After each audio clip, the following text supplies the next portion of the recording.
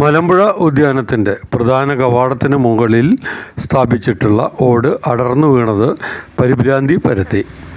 വളരെ തിരക്കുള്ള ദിനമായ ഞായറാഴ്ചയായിരുന്നു ഓട് അടർന്നു വീണത്. എങ്കിലും ആർക്കും പരിക്കൊന്നും പറ്റിയില്ല എന്നുള്ളത് വളരെ ഉപകാരമാണെന്നും സന്തോഷപ്രദമാണെന്നും അധികൃതർ അറിയിച്ചു.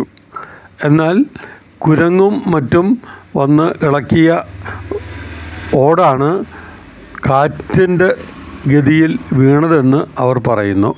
എത്രയും വേഗം ഇത് ശരിയാക്കും എന്നും അധികൃതർ അറിയിച്ചു. ഓട് വീണ് അപകടം പറ്റാതിരുന്നത് ഭാഗ്യമാണെന്ന് പരിസരവാസികളും പരിസരത്തെ കച്ചവടക്കാരും പറയുന്നു.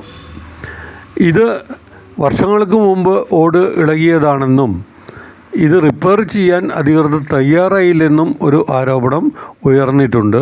എങ്കിലും ഇപ്പോൾ ഉടൻ തന്നെ ഇത് ശരിയാക്കുമെന്നും അധികൃതർ അറിയിച്ചു.